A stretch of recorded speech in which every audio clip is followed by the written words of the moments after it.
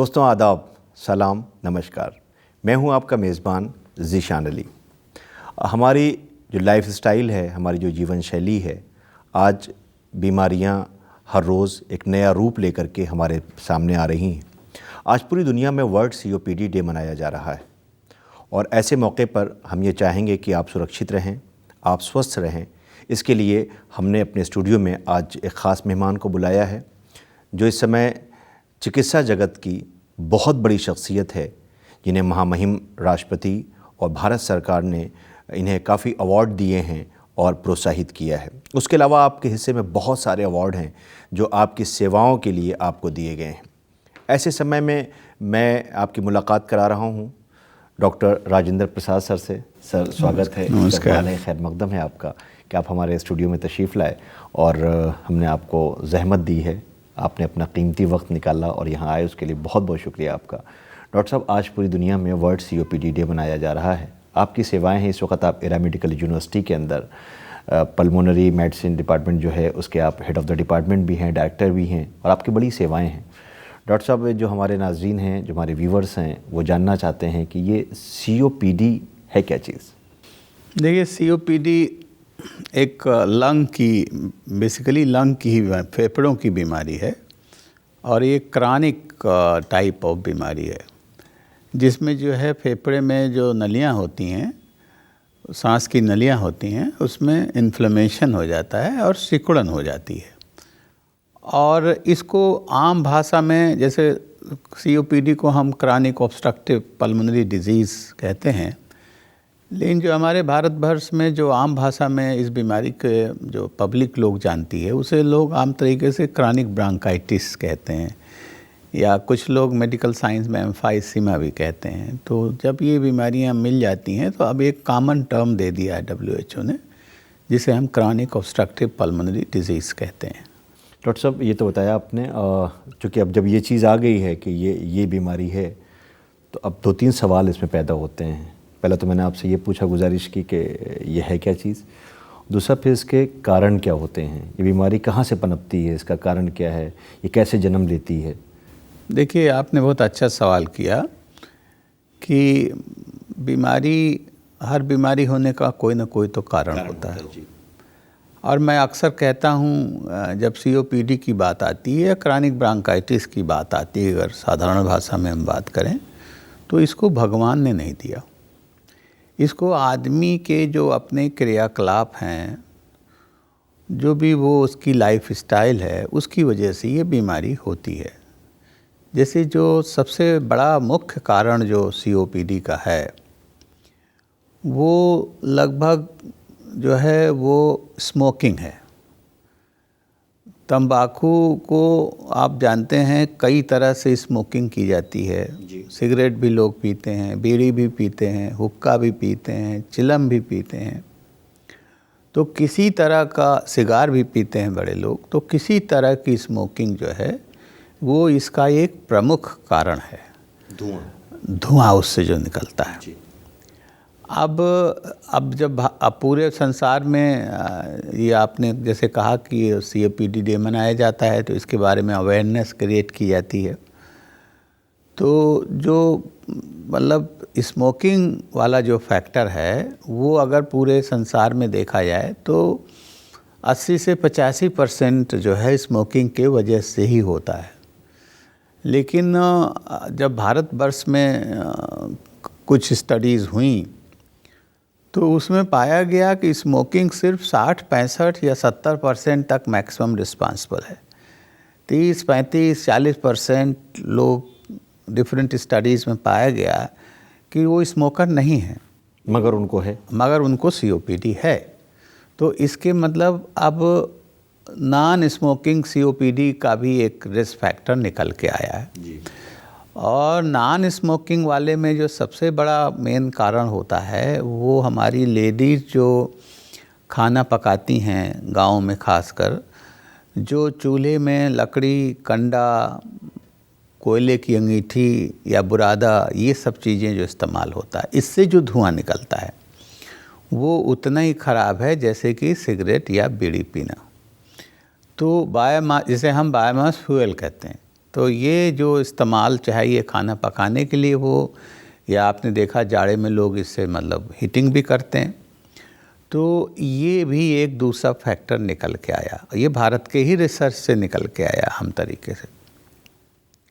और भी बहुत से नॉन स्मोकिंग फैक्टर्स हैं, मैंने यहाँ तक पाया गया है। ये जो हम ख़ास तौर से कहते हैं आसमान से गिरे बबूल पेट के या खजूर पेट के मच्छर जो परेशान करते हैं, तो मच्छरों के लिए बचाव के लिए भी। हाँ, मैं कह रहा था कि अभी स्टडीज़ हुई हैं कुछ, जिसके अंदर जो हम ये मच्छर को मारने के लिए जो कॉइल्स का इस्तेमाल करते हैं या जो उसमें लिक्विड का इस्तेमाल हो, उससे जो वेपर निकलता है या कॉइल से जो धुआं निकलता है, इवन जो हम अगरबत्ती का इस्तेमाल करते हैं पूजा में, और जो पुजारी लोग तो हमेशा जो हवन ये सब भी करते हैं, तो इनके धुएं में भी इस तरह के कण पाए गए। ये भी फेफड़ों को नुकसान करते हैं और ये भी एक कारण बन सकता है, खासकर उन लोगों में जो इससे बहुत ज़्यादा एक्सपोज रहते हैं।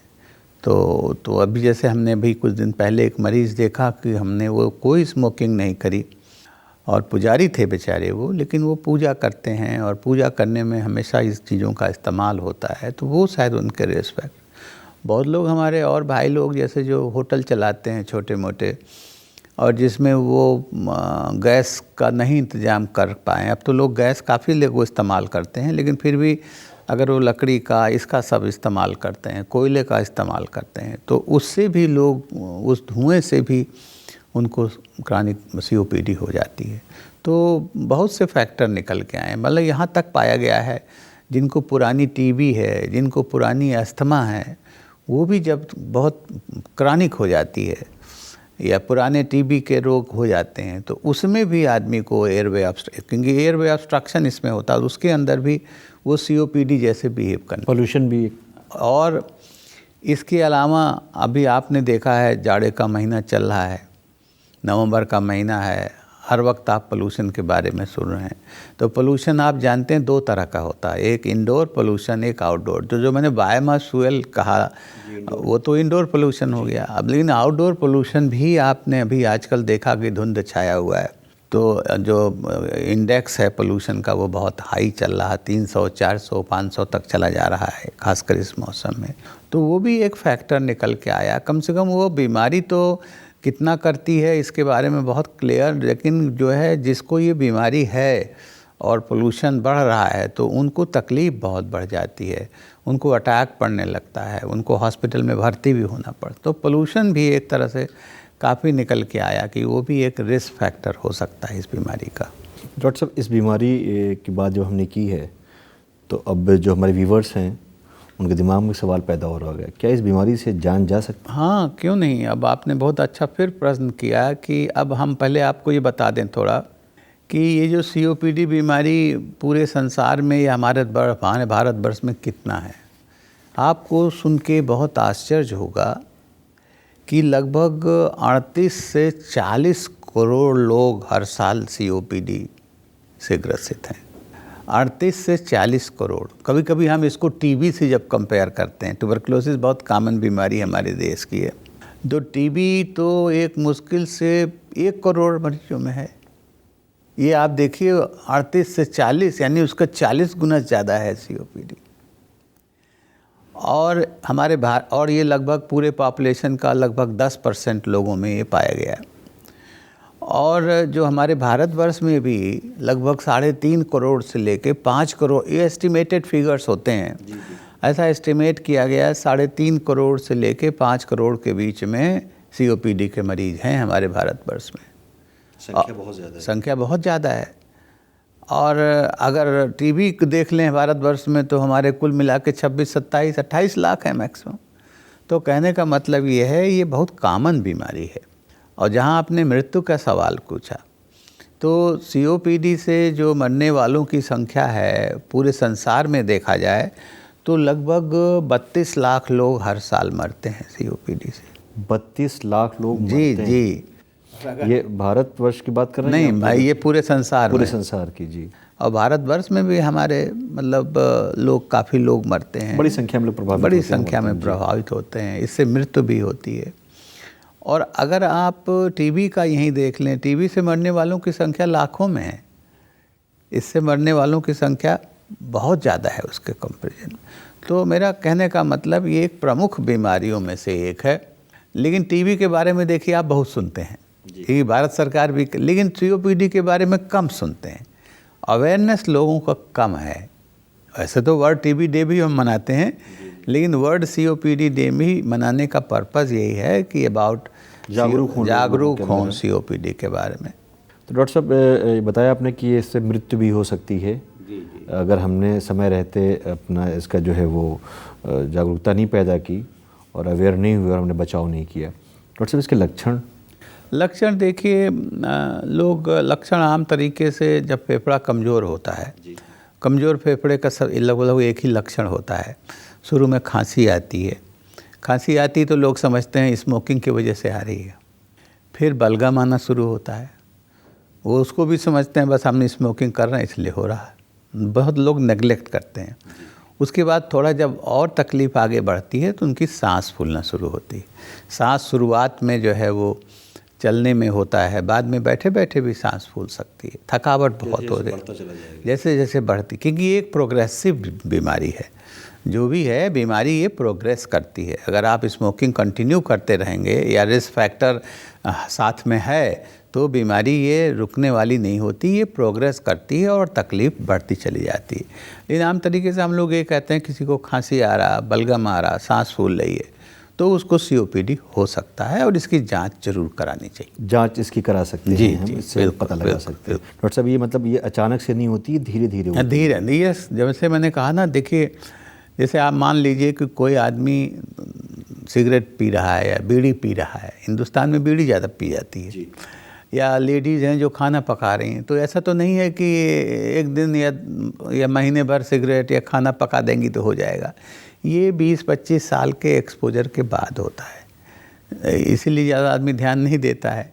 तो जब 20-25 यानी इसकी उम्र जो है, जैसे ऐसा ना कि सीओपीडी की जैसी एक बीमारी जिसमें सांस फूलती है जिसे अस्थमा कहते हैं हम, तो अस्थमा जो है वो बचपन से शुरू होती है और ये बीमारी 35-40 वर्ष के बाद नेचुरली, जब आदमी आम तरीके से तंबाकू या खाना पकाने का काम 15-20 साल की उम्र से करता है और जब 20-25 साल कर लेगा, धुएं से एक्सपोजर हो जाएगा उसका, तब जाके ये बीमारी डेवलप होती। तो आम तरीके से ये लेट स्टेज में 35 साल, 40 साल, 50 साल में ये बीमारी हो सकती है।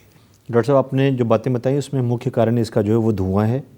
इसके लक्षण में ये है कि खांसी आना, बलगम आना, सांस फूलना, थकान महसूस करना, ये इसके लक्षण हैं। तो डॉक्टर साहब अब सवाल फिर उठता है कि इसका उपचार कैसे? देखिए, उपचार के पहले जब इस तरह का मरीज आता है तो हम मुझसे बात करते हैं, हम आला लगा के देखते भी हैं, तो उससे भी हमें काफ़ी हद तक पता लग जाता है कि इसको सीओपीडी, यानी डायग्नोस करना बहुत मुश्किल काम नहीं है। और हमें जब लगता है हाँ है, तो हम इसे कंफर्म भी कर सकते हैं। जैसे आपने सुना होगा पल्मोनरी फंक्शन टेस्ट होता है या स्पायरोमीट्री का नाम सुना होगा, तो स्पायरोमीट्री की जाती है तो उससे हमें इस बीमारी का कंफर्मेशन भी हो जाता है कि हाँ इसको सीओपीडी है। तो डॉक्टर साहब ये टेस्ट जो आपने पीएफटी बताया, ये टेस्ट बताया, ये हर जगह अवेलेबल है? हाँ, हर जगह, हमारे एरा मेडिकल कॉलेज में भी होता है, बहुत फ्रिक्वेंटली होता है। और उसके बाद जब हम डायग्नोज कर लेते हैं तो इसका इलाज पे हम आते हैं। इलाज में 2-3 चीज़ें बहुत ज़रूरी है। एक तो इलाज में ये, भाई देखिए मैंने कहा ये प्रोग्रेसिव डिजीज़ है, क्रॉनिक डिजीज़ है, लंबा चलने वाली बीमारी है। जैसे टीबी को हम फिर यहाँ कंपेयर करेंगे, किसी को टीबी हो जाती तो हम कहते हैं भाई 6 महीना इलाज कर लो तुम्हारी टीबी ख़त्म हो जाए। बात सही, ख़त्म भी हो जाती है, लेकिन ये बीमारी ख़त्म नहीं होनी। इसको आपको दवा जो है, इसका मतलब क्या, इसका इम्प्लीकेशन क्या हुआ? दवा अगर दोस्ती की है तो ये साथ देगी, साथ रहेगी आपके, तो लेकिन आपकी क्वालिटी ऑफ लाइफ, आपकी तकलीफ़ें कम हो जाती हैं। बहुत अच्छी अच्छी दवाएं इस वक्त अवेलेबल हैं, लेकिन दवाओं का जो मेन बात है वो लगातार करने पड़ेगा। ऐसा नहीं है कि आप 2-4 दिन दवाई करके और फ्री हो जाएंगे। तो जो भी दवाई, और दवाई का आजकल देखिए कोई भी दवाई आप जानते हैं इंजेक्शन फॉर्म में आता है, टैबलेट फॉर्म में आता है और इन्हेलर फॉर्म में आता है। तो जो दवाई लंबी इस्तेमाल की जाती है, तो बहुत दिन लंबा सुई और गोली तो खाना मुश्किल होता, नुकसान भी कर सकती है। तो इसलिए अब इन्हेलर आ गए हैं, बहुत सालों से आ गए हैं। तरह तरह के इन्हेलर आ गए हैं, तरह तरह की दवाएं उसमें आ गई, बहुत अच्छी अच्छी दवाएं आ गई हैं, जिससे कि हमारा मरीज़ की तकलीफ़ दूर रहती है। लेकिन ये है कि इन्हेलर में भी एक बात हम बताते हैं कि लोग इन्हेलर तो कभी कभी लेते हैं, टेक्निक सही नहीं लेते हैं। अक्सर पाया गया है कि 20 से 25% से ज़्यादा लोग सही टेक्निक से नहीं लेते हैं। अगर ठीक से दवा जाएगी नहीं अंदर जाए, वो तो फेफड़े के अंदर जाती ना, अगर नहीं गई तो वो नहीं फ़ायदा करेगी, अब आपको जो है उसका फ़ायदा नहीं होगा, सब पहली बात तो, और बीमारी और तेज़ी से आगे बढ़ेगी। तो दवाई का मेरा कहने का मतलब, आप चेक कराएं और दवाई को रेगुलर लें जैसा डॉक्टर बता रहा। अपना दिमाग ना इस्तेमाल करें कि हमारी तकलीफ़ थोड़ी कम हो गई तो लो हम दवाई रोकते हैं। तो जब डॉक्टर इसका दवाई, और मैंने कहा ये क्रॉनिक बीमारी है, प्रोग्रेसिव डिजीज़ है, तो दवाई तो लगभग करना ही पड़ेगा। ये दवाएं कम ज़्यादा हो जाती हैं। बीच बीच में आपने सुना इसका भी अटैक पड़ता है, जैसे आपने बहुत सुना होगा लंग अटैक पड़ते हैं, तो इसमें भी बीच बीच में जैसे बहुत मतलब पोल्यूशन लेवल बहुत हाई हो गया तो इन्फेक्शन हो गया, तो उसकी वजह से इसमें अटैक पड़ जाता है, कुछ दिनों के लिए अस्पताल में भी भर्ती करना पड़ता है। डॉक्टर साहब आपने बहुत बड़ी बात बताई है कि लंग अटैक भी पड़ता है। हाँ जी, जैसे आप हार्ट अटैक सुनते हैं, ऐसे हम लोग आजकल लंग अटैक भी पड़ता है कि यानी अचानक लंग अटैक में अचानक जो है वो सांस बढ़ जाएगी बहुत तेज़ी से, खांसी बढ़ जाएगी, बलगम खूब हो जाएगा, बलगम पीले रंग का भी हो सकता है, तो उस वक्त आपको डॉक्टर से अस्पताल में भर्ती भी होना पड़ सकता है। ऑक्सीजन लेवल कभी कभी कम हो जाता है, तो बहुत सी तरह की हैं। तो उसको बचने के लिए अगर दवाएं रेगुलर सेवन हो रही हैं और सही से दवाएं ले रही हैं, सही टेक्निक से इन्हेलर लिए जा रहे हैं, तो ये लंग अटैक पड़ने का बहुत कम संभावना रहती है और हॉस्पिटल भी जाने का बहुत कम संभावना रहती है। बहुत शुक्रिया डॉक्टर साहब, आपने बड़ी कीमती बातें बताई हैं, और हम अगर आपने जो चीज़ें बताई हैं उसे हमने गौर से सुना और उस पर अपने लाइफस्टाइल में ले आए उसे हम, तो अपनी ज़िंदगी हम बचा सकते हैं और अपने साथ वालों की ज़िंदगी भी बचा सकते हैं, क्योंकि समय रहते अगर हम अलर्ट हो जाते हैं। डॉक्टर साहब आपने बचाव की बात बता दी, इसके जो पहचान है वो भी बता दी आपने, और कारण भी बता दिया और पहचान भी बता दिया आपने। मैं चलते चलते मैं चाहूँगा, क्योंकि आपने बड़ा कीमती समय, आपका एक मिनट बहुत कीमती है, क्योंकि मुझे पता है कि बहुत से डॉक्टर्स इस वक्त आपका इंतज़ार कर रहे हैं, क्योंकि आपको उन्हें सिखाना है, बताना है, ताकि ये जनरेशन, नई जनरेशन जो डॉक्टर्स की टीम है वो सेवाएं दे सके। आपका बहुत बड़ा योगदान है इस वक्त जो है वो चिकित्सा की दुनिया में, चिकित्सा जगत में आपने कीमती समय हमें दिया। चलते चलते एक सवाल कि आप क्या मैसेज देना चाहते हैं जो हमारे व्यूवर्स हैं, और इस बीमारी के बारे में ख़ास तौर से आप क्या संदेश देना चाहते हैं? देखिए, मैसेज तो ये है, पहले तो ये बात समझिए, जो बीमारी प्रोग्रेसिव है और तो पहला मैसेज तो इसका प्रिवेंशन बहुत ज़रूरी है। ये मतलब ये बीमारी रोकथाम किया जा सकता है। भाई जैसे मैंने कहा टोबैको स्मोकिंग मेन कॉज है, तो भाई आप जानते हैं 18-20 साल की उम्र में आदमी तंबाकू के स्मोकिंग, धूमपान का सेवन करना शुरू करता है। तो हम तो हमेशा कहते हैं भाई बच्चों से, भाई आप मत शुरू करिए। और इवन जो लोग कर भी रहे हैं, मान लिया कर लिया, नहीं बताया किसी ने, नहीं ध्यान दिया, तो जब भी आप रोक देंगे, ऐसे स्टडीज़ हैं, तो उससे आपको फ़ायदा होगा। खासकर लेडीज़ के लिए भाई जो चूल्हा है वो लकड़ी कंडे का इस्तेमाल ना करें तो ज़्यादा बेहतर है, गैस का इस्तेमाल करें। हमारी सरकार भी गैस का प्रोत्साहन दे रही है, गैस का इस्तेमाल करें। बिजली का इस्तेमाल कर सकते हैं खाना पकाने के लिए, तो वो उससे ये बीमारी नहीं होती है। लेकिन अगर मान लिया चूल्हा इस्तेमाल ही करना पड़ रहा लकड़ी का, तो उसमें हम लोग बताते हैं कि भाई जो चूल्हा है वो थोड़ा सा खुली जगह में होना चाहिए, वहाँ उसके आसपास खिड़की होना चाहिए, या आजकल चूल्हे भी बहुत स्पेशल टाइप के मिलने लगे हैं जिससे धुआं वो बाहर, चिमनी लगा के धुआं बाहर निकाल देते हैं। कहने का मतलब धुएं का एक्सपोजर जितना कम रहेगा। और दूसरी बात प्रिवेंशन के लिए एक और है, भाई आपको स्वस्थ रहना है। आप जब स्वस्थ रहेंगे तो आपका फेफड़ा भी स्वस्थ रहेगा। अच्छी डाइट लेनी है, अच्छी हवा में रहना है। तो यही सब प्रिवेंटिव मेजर्स हैं, जिसके एक और प्रिवेंशन के लिए वैक्सीन लगवाई जाती है सीओपीडी में। जैसे सीओपीडी की वैक्सीन? हाँ, सीओपीडी में क्या है, सीओपीडी में जो मैंने कहा ना अटैक पड़ता है, न्यूमोनिया हो जाता है, तो वो इन्फ्लुएंजा की वजह से होता है। तो इन्फ्लुएंजा की वैक्सीन आप जानते हैं हर साल सीओपीडी के मरीजों को भी हर साल लगवाया जाता है। और 5 हाँ एक दफ़ा नहीं, मतलब हमको हाँ हर साल। और निमोनिया की भी वैक्सीन हम हर 5 साल में लगा सकते हैं। तो इससे क्या होगा कि फेफड़े मतलब बहुत ज़्यादा लंग अटैक होने की संभावना बहुत कम हो जाती है। तो ये सब चीज़ें हैं कि जो हम प्रिवेंशन के लिए इस्तेमाल कर सकते हैं। अब मेरा आपने कहा एक टेक होम मैसेज क्या दें हम अपने सुनने वालों को। डॉक्टर साहब, मैसेज से पहले मैं आपको कष्ट दूंगा, जहमत दूंगा। और चूँकि प्रोग्राम्स को देख रहे होंगे, हम ये देख रहे हैं कि शहरों की आबादी जो है वो बड़ी घनी आबादी होती है, और उसमें लोग चूँकि रोज़ी रोज़गार शिक्षा इसके लिए शहरों की तरफ भाग रहे हैं बड़ी तेज़ी से, तो जगह बहुत कंजेस्टेड होती है जिसके अंदर फैमिलीज़ रह रही होती, मेंबर्स ज़्यादा होते हैं उसके अंदर, उसी में किचन भी होता है इनका। तो अब वो लोग सोच रहे होंगे डॉक्टर साहब हमारे लिए क्या बता रहे हैं। उनके पास चूँकि आर्थिक स्थिति उनकी ऐसी नहीं है कि वो महंगी चिमनियाँ लगवा पाएँ, तो इस धुएं से बचाव के लिए वो क्या करें? अब धुएं से यही मैंने कहा, अब देखिए जो खाना अगर आप पका रहे हैं और पकाना ही पड़ रहा है, पकाना है ही है भाई, खाना तो पकाना ही पड़ेगा। तो अगर गैस आपको नहीं उपलब्ध हो पा रही है या इतना पैसा नहीं आपके पास गैस को आप अफोर्ड कर सकें, और लकड़ी कंडा या कोयले का आपको इस्तेमाल करना ही पड़ रहा है, तो मैं ये अक्सर बताता हूँ भाई कम से कम समय में खाना पका लीजिए। ज़्यादा समय उसके पास ना रहें धुएं के पास। और धुआं जब हो रहा तो उस वक्त अगर आप ये भी हो सकता मास्क भी लगा सकते हैं, तो उसका असर कम हो जाएगा भाई। और दूसरी बात ये, जो हाँ चूल्हा है, मैं जानता हूँ घर छोटे छोटे हैं, बड़ा मुश्किल काम है, लेकिन चूल्हा जहाँ है वो अक्सर थोड़ा खुले में हो या उसके आसपास खिड़की हो, क्रॉस वेंटिलेशन हो, तो धुआं थोड़ा सा इधर उधर होगा तो एक्सपोजर कम होगा। तो हमारा कहना जितना हम कम कर सकते हैं करें। बिल्कुल बंद तो करना बड़ा मुश्किल काम है, लेकिन कम एक्सपोजर होगा तो बीमारी की जो सीवियरिटी है वो भी कम होगी। ये मेरा कहने का मतलब। चलो डॉक्टर साहब, बहुत बहुत शुक्रिया आपका। चलते चलते आपका मैसेज और पैगाम, चूँकि पैगाम देखिए बिल्कुल मेरा यही है कि भाई किसी भी तरह की आदत ऐसी ना डालें जिससे COPD होती है, मैं पहले बता चुका हूँ। और मान लिया एक बार हो भी गई तो घबराएं नहीं और डॉक्टर के पास जाएं, अपना निदान करवाएं कि आपको COPD की बीमारी है।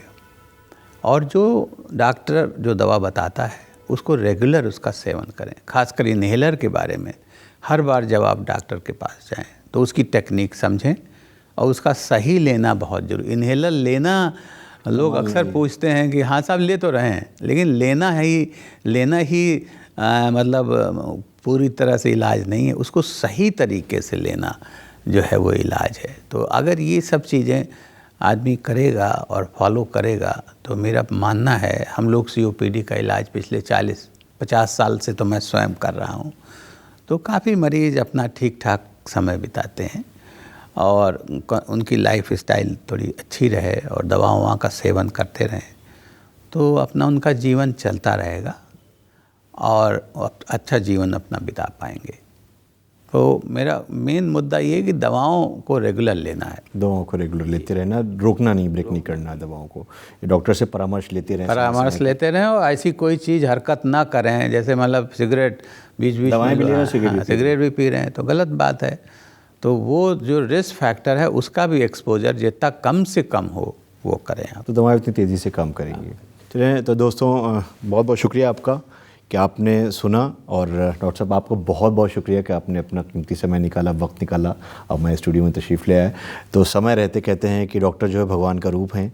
जैसा कि डॉक्टर साहब बताया कि एक गंभीर समस्या है, एक बड़ी बीमारी है जिससे जान जा सकती है। हमें इजाज़त दें, हमारी फिर मुलाकात होगी। तब तक के लिए आप अपना ख्याल रखें और हमें दुआओं में याद रखें। धन्यवाद, शुक्रिया।